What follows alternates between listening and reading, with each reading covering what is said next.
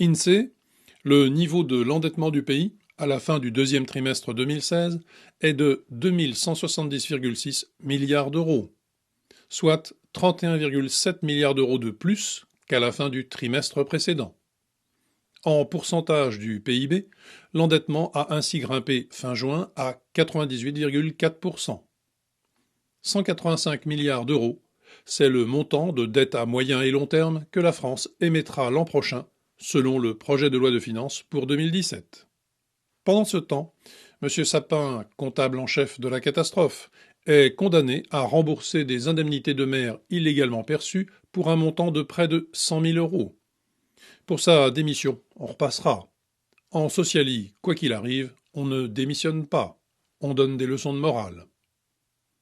Beaucoup plus grave sur ce thème, un document de la sous-direction antiterroriste de la police judiciaire décrit un déroulé des événements pour l'attentat de Nice de cet été qui met à mal la thèse officielle, relançant les interrogations qui avaient un temps été étouffées, que ce soit sur la question des images vidéo, la demande judiciaire de leur destruction, les pressions sur la responsable de la vidéosurveillance, ou surtout sur les affirmations sur le dispositif policier ce soir-là, la fermeture de la promenade des Anglais, l'absence de chicane, etc. On apprend que le camion s'est arrêté parce qu'il a calé, sans quoi le bilan aurait été bien plus lourd et dramatique. On se rappelle qu'il était bien près d'atteindre une zone où tournait un grand manège. A minima, une commission d'enquête parlementaire s'impose. Rappelons que le préfet avait autorité pour interdire cet événement s'il considérait que les conditions de sécurité n'étaient pas remplies. S'il ne l'a pas fait, cela signifie qu'il les considérait comme suffisantes. Il porte donc une responsabilité directe dans le drame qui s'est déroulé. Mais la responsabilité du ministre lui-même, Cazeneuve, et celle du maire de Nice sont aussi bien engagées. Depuis le jour de l'attentat, ces gens se défilent, se renvoient la patate chaude, s'accusent mutuellement, et les médias couvrent mollement les choses, en attendant que cela passe. Il est vrai, éventuel poteau rose, qu'il est fortement question aujourd'hui d'avoir déshabillé Pierre à Nice pour habiller Paul à Avignon, où Hollande était en déplacement privé. Les irresponsables se maintiennent à leur poste sans vergogne pour continuer à profiter de leurs avantages. M. Cazeneuve en étant la caricature, ce rond de cuir qui restera accroché à sa situation quoi qu'il arrive, et qui est déjà arrivé, qui a plusieurs centaines de morts à son bilan personnel. La honte, ces gens ne connaissent pas. Le sens de l'honneur, n'en parlons pas. L'impuissance des citoyens n'en est que plus stupéfiante. Bref, tout va bien. Il y aura des agents de sécurité armés dans les trains à partir du 1er octobre. Ils seront habilités à tirer. On est mal. La Manif pour tous distribue des tracts à la sortie d'une mosquée salafiste à Montpellier pour appeler à sa manifestation du 16 octobre. Sans commentaire. 1492 Sénégalais et 370 Guinéens seront bientôt raccompagnés dans leur pays. Ces renvois seront faits à la demande des pays d'origine.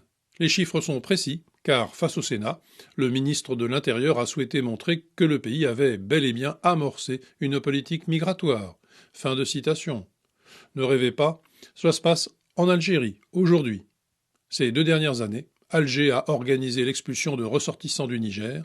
17 000 personnes ont ainsi été ramenées à la frontière, selon les chiffres officiels. Pour la France également, on repassera. Pourquoi l'école est foutue? Selon le titre de l'un des fils de notre forum, fil hélas bien fourni, en 1989, déjà, un éminent professeur de Jussieu disait, je cite, « L'objectif que le politique assigne à l'école n'est plus la transmission de la culture, comme les discours de surface le prétendent, ni même la formation à la vie professionnelle, car nous entrons, pour longtemps, dans une société basée sur le chômage de masse. Non.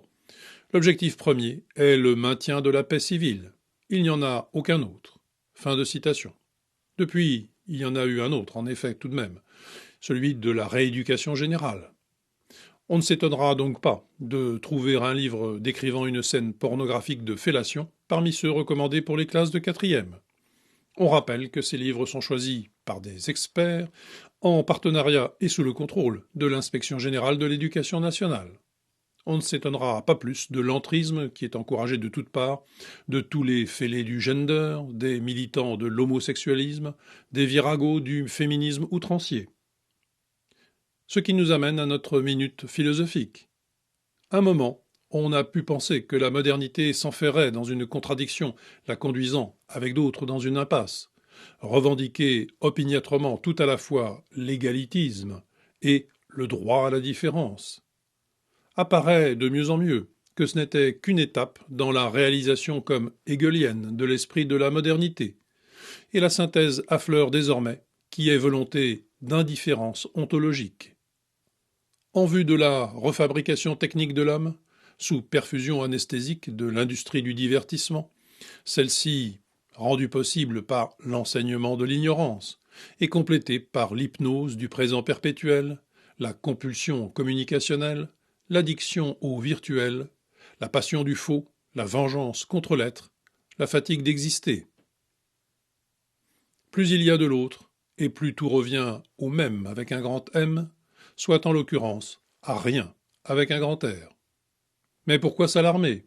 On le voit, nous sommes gentils, ouverts, tolérants, infantiles.